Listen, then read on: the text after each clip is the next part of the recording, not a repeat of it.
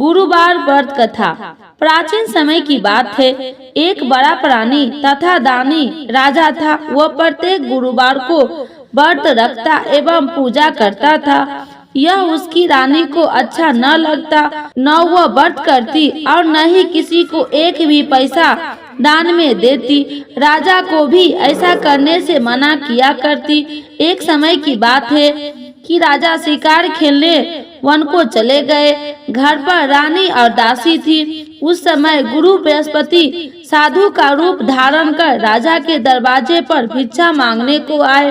साधु ने रानी से भिक्षा मांगी तो वो कहने लगी, हे साधु महाराज, मैं इस दान और पुण्य से तंग आ गई हूँ। आप कोई ऐसा उपाय बताए कि जिससे यह सारा धन नष्ट हो जाए और मैं आराम से रह सकूं। साधु रूपी बृहस्पति देव ने कहा, हे देवी, तुम बड़ी विचित्र हो। संतान और धन से भी कोई दुखी होता है। अगर तुम्हारे पास धन अधिक है तो इसे शुभ कार्यों में लगाओ, जिससे तुम्हारे दोनों लोग सुधरे।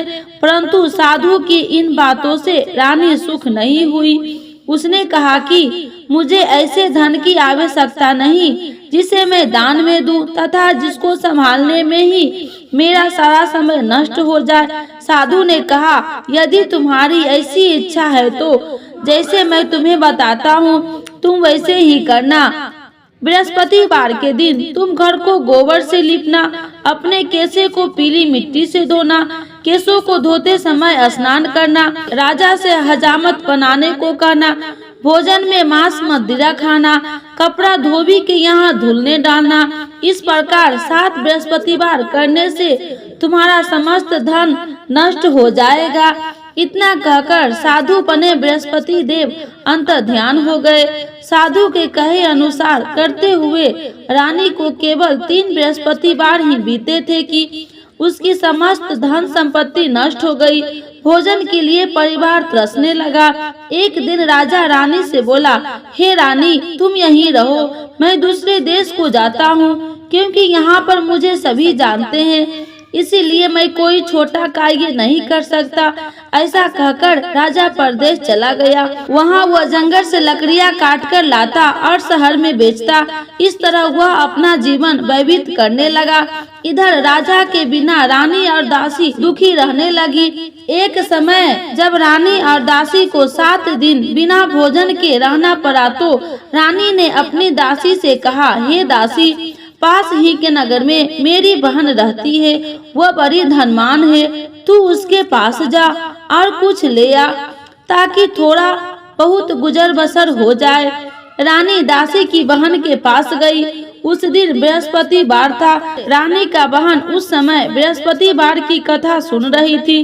दासी ने रानी की बहन को अपनी रानी का संदेश दिया, लेकिन रानी की बहन ने कोई उत्तर नहीं दिया। जब दासी को रानी की बहन से कोई उत्तर नहीं मिला तो वह बहुत दुखी हुई। उसे क्रोध भी आया। दासी ने वापस आकर रानी को सारी बात बता दी। सुनकर रानी ने अपने भाग्य को कोसा। उधर रानी की बहन ने सोचा कि मेरी बहन की दासी आई थी, परंतु मैं उससे नहीं बोली, इससे वह बहुत दुखी हुई होगी। कथा सुनकर और पूजन समाप्त कर वह अपनी बहन के घर गई और कहने लगी, हे बहन, मैं बृहस्पतिवार का व्रत कर रही थी, तुम्हारी दासी गई, परंतु जब तक कथा होती है तब तक न उठते हैं और न ही बोलते हैं, इसीलिए मैं नहीं बोली। कहो दासी क्यों गई थी? रानी बोली, बहन, हमारे घर अनाज नहीं था। ऐसा कहते कहते रानी की आंख भर आई। उसने दासियों समेत भूखा रहने की बात भी अपनी बहन को बता दी। रानी की बहन बोली, बहन देखो, बृहस्पति देव भगवान सबकी मनोकामना पूर्ण करते हैं। देखो, शायद तुम्हारे घर में अनाज रखा हो। यह सुनकर दासी घर के अंदर गई तो वहाँ उसे एक घड़ा अनाज का भरा मिल गया। उसे बड़ी हैरानी हुई क्योंकि उसे एक बर्तन देख लिया था। उसने बाहर आकर रानी को बताया। दासी रानी से कहने लगी कि हे रानी, जब हमको भोजन नहीं मिलता तो हम व्रत ही तो करते थे, इसलिए क्यों न इनसे व्रत और कथा की विधि पूछ ली जाए, हम भी व्रत किया करेंगे। दासी के कहने पर रानी ने अपनी बहन से बृहस्पतिवार व्रत के बारे में पूछा। उसकी बहन ने बताया, बृहस्पतिवार के व्रत में चने की दाल और मुनक्के से विष्णु भगवान के केले की जड़ में पूजन करे तथा दीपक जलाए, पीला भोजन करे तथा कथा सुने। इससे गुरु भगवान प्रसन्न होते हैं, मनोकामना पूर्ण करते हैं। व्रत और पूजन की विधि बताकर रानी की बहन अपने घर लौट आई। रानी और दासी दोनों ने निश्चय किया कि आज बृहस्पति भगवान का पूजन करेंगे। 7 रोज बाद जब बृहस्पतिवार आया तो उन्होंने व्रत रखा। कुसकार में जाकर चना और गुड़ बीन लाई तथा उसकी दाल से केले की जड़ तथा विष्णु भगवान की पूजन किया। अब पीला भोजन कहाँ से लाए? दोनों बड़ी दुखी हुई, परंतु उन्होंने व्रत किया था, इसलिए बृहस्पति देव दोनों थालों में सुंदर पीला भोजन लेकर आए और दासी को देकर बोले, हे दासी, यह भोजन तुम्हारे लिए और तुम्हारी रानी के लिए है, इसे तुम दोनों ग्रहण करना। दासी भोजन पाकर बहुत प्रसन्न हुई। उसने रानी को सारी बात बताई। उसके बाद वे प्रत्येक बृहस्पतिवार को गुरु भगवान का व्रत और पूजन करने लगी। बृहस्पति भगवान की कृपा से उनके पास धन हो गया, परंतु रानी फिर पहले की तरह आलस करने लगी। तब दासी बोली, देखो रानी, तुम पहले भी इसी प्रकार आलस करती थी, तुम्हें धन रखने में कष्ट होता था, इसी कारण सभी धन नष्ट हो गया। अब गुरु भगवान की कृपा से धन मिला है तो फिर तुम्हें आलस होता है। बड़ी मुसीबतों के बाद हमने यह धन पाया है, इसीलिए हमें दान पुण्य करना चाहिए। अब तुम भूखे मनुष्य को भोजन कराओ, प्याव लगवाओ, ब्राह्मणों को दान दो, कुआं, तालाब, बावड़ी आदि का निर्माण कराओ, मंदिर, पाठशाला बनाकर ज्ञान दान दो, कुमारी कन्याओं का विवाह कराओ, अर्थात धन को शुभ कार्यों में खर्च करो, जिससे तुम्हारे कुल को यश बढ़ेगा तथा स्वर्ग प्राप्त हो, पितृ प्रसन्न होंगे। दासी की बात मानकर रानी शुभ कार्यों में खर्च करने लगी, उसका यश फैलने लगा। एक दिन रानी और दासी वापस से विचार करने लगे कि न जाने राजा किस दशा में होगी, उनकी कोई खोज खबर भी नहीं है। उन्होंने श्रद्धा पूर्वक गुरु बृहस्पति भगवान से प्रार्थना की, राजा जहाँ कहीं भी हो शीघ्र वापस आ जाए। उधर राजा परदेश में बहुत दुखी रहने लगा। वह प्रतिदिन जंगल से लकड़ियां बीन कर लाता और उसे शहर में बेचकर अपने दुखी जीवन को बड़ी कठिनाई से व्यतीत करता। एक दिन दुखी हो अपनी पुरानी बातों को याद करने लगा। वह रोने लगा और उदास हो गया। उसी समय राजा के वापस बृहस्पति देव साधु के वेश में आकर बोले, हे लकड़हारे, तुम इस सुनसान जंगल में किस चिंता में बैठे हो, मुझे बताओ। यह सुनकर राजा के नेत्रों से जल भर आया। साधु की वंदना कर राजा ने अपनी संपूर्ण कहानी सुना दी। महात्मा दयालु होते हैं। वे राजा से बोले, हे राजा, तुम्हारी पत्नी ने बृहस्पति देव के प्रति अपराध किया था, जिसके कारण तुम्हारी यह दशा हुई है। अब तुम भी चिंता मत करो, भगवान तुम्हें पहले से अधिक धन देंगे। देखो, तुम्हारी पत्नी ने बृहस्पतिवार का व्रत प्रारंभ कर दिया है। अब तुम भी बृहस्पतिवार का व्रत करने चने की दाल और गुड़ जल के लोटे में डालकर केले का पूजन करो, फिर कथा कहो या सुनो। भगवान तुम्हारी सब मनोकामना को पूर्ण करेंगे। साधु की बात सुनकर राजा बोले, हे प्रभु, लकड़ी बेचकर तो इतना पैसा भई नहीं बचता जिससे भोजन का उपरांत कुछ बचा सकूं। मैंने रात्रि में अपना रानी को व्याकुल देखा। मेरे पास कोई साधन नहीं जिससे उनका समाचार जान सकूं। फिर मैं कौन सी कहानी कहूँ, यह भी मुझको मालूम नहीं। साधु ने कहा कि हे राजा, मन में बृहस्पति भगवान के पूजन व्रत का निश्चय करो, वे स्वयं तुम्हारे लिए कोई राह बना देंगे। बृहस्पतिवार के दिन तुम रोजाना की तरह लकड़ियाँ लेकर शहर में जाना। तुम्हें रोज से दुगुना धन मिलेगा, जिससे तुम भली भांति भोजन कर लोगे तथा बृहस्पति भगवान की पूजा का सामान भी ला जाएगा। धीरे धीरे समय व्यतीत होने लगे। फिर बृहस्पतिवार का दिन आया। राजा जंगल से लकड़ियां काटकर शहर में बेचने लगा। उस दिन और दिनों से अधिक धन मिला। राजा ने चना गुड़ आदि लाकर बृहस्पतिवार व्रत किया। उस दिन से उसके भी कलेश दूर हुए। परंतु जब अगले गुरुवार का दिन आया तो बृहस्पतिवार का व्रत करना भूल गया। इस कारण बृहस्पति भगवान नाराज हो गए। उस दिन उस नगर के राजा ने विशाल यज्ञ का आयोजन किया कि तथा अपने समस्त राज्य में घोषणा करवा दी कि सभी मेरे यहाँ भोजन करने आवे, किसी के घर चूल्हा न जले। इस आज्ञा को जो न मानेगा उसे फांसी दे दी जाएगी। राजा की आज्ञा अनुसार राज्य में सभी वासी राजा के भोजन में सम्मिलित हुए, लेकिन लकड़हारा कुछ देर से पहुंचा, इसलिए राजा उसको अपने साथ महल में ले गए। जब राजा लकड़हारे को भोजन करा रहे थे तो रानी की दृष्टि उस खूंटी पर पड़ी जिस पर उसका हार लटका हुआ था। उस हार खूंटी पर लटकी दिखाई नहीं दी। रानी को निश्चय हो गया कि मेरा हार इस लकड़हारों ने चुरा लिया है। उसी समय सैनिक बुलाकर उसको जेल में डलवा दी। लकड़हारा जेल के विचार करने लगा कि न जाने कौन से पूर्व जन्म के कर्म से मुझे यह दुख प्राप्त हुआ है, और जंगल में मिले साधु को याद करने लगा। तत्काल बृहस्पति देव साधु के रूप में प्रकट हो गए और कहने लगे, अरे मूर्ख, तूने बृहस्पति देव की कथा नहीं की, उसी कारण तुझे यह दुख प्राप्त हुआ है।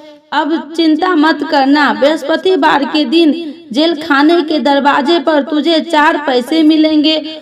उनसे तू बृहस्पतिवार की पूजा करना तो तेरे सभी कष्ट दूर हो जाएंगे। अगले बृहस्पतिवार उसे जेल के द्वार पर 4 पैसे मिले। राजा ने पूजा का सामान मंगवाकर कथा वहीं कही और प्रसाद बांटा। उसी रात्रि में बृहस्पतिवार ने उस नगर के राजा को स्वप्न में कहा कि हे राजा, तूने जिस जेल में बंद किया है उसे कल छोड़ देना, वह निर्दोष है। और राजा प्रातः काल उठा और खूंटी पर हार टंगा देखकर लकड़हारे को बुलाकर क्षमा मांगी तथा राजा के योग्य सुंदर वस्त्र आभूषण भेंट कर उसे विदा किया। गुरुदेव की आज्ञा अनुसार राजा अपने नगर चला गया। राजा जब नगर के निकट पहुंचा तो उसे बड़ा ही आश्चर्य हुआ। नगर में पहले से अधिक बाग, तालाब और कुएं तथा बहुत सी धर्मशाले, मंदिर आदि बने हुए थे। राजा ने पूछा कि यह किसका बाग धर्मशाला है। तब नगर के सब लोगों कहने लगे कि यह सब रानी और दासी के द्वारा बनवाए गए हैं।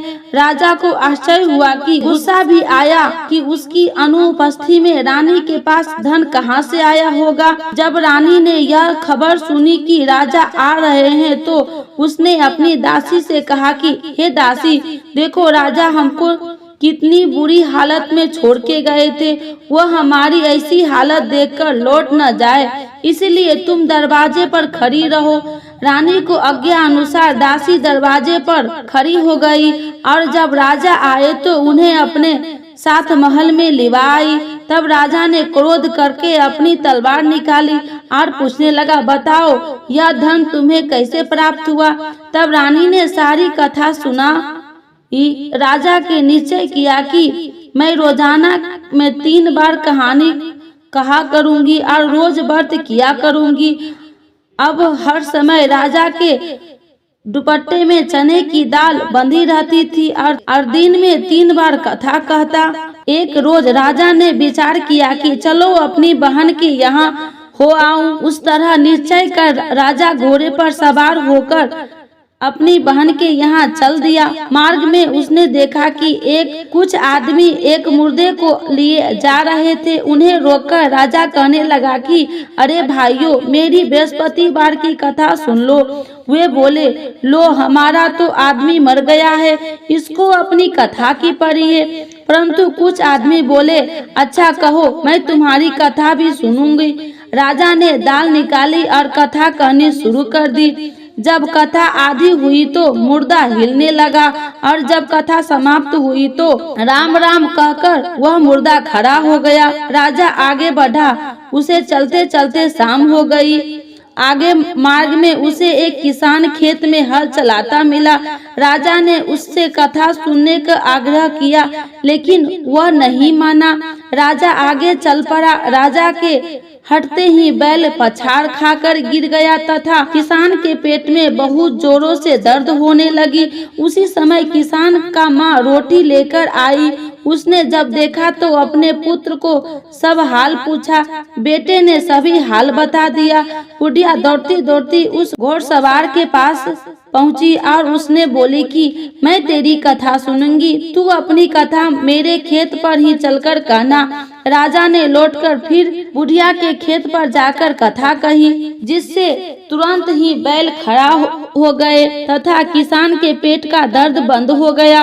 राजा अपनी बहन के घर पहुंच गया। बहन ने भाई की खूब मेहमानबाजी की। दूसरे रोज प्रातः राजा जागा तो वह देखने लगा कि सब लोग भोजन कर रहे हैं। राजा ने अपनी बहन से जब पूछा कि ऐसा कोई मनुष्य नहीं जिससे भोजन नहीं किया हो, जो मेरी बृहस्पतिवार की कथा सुन ले।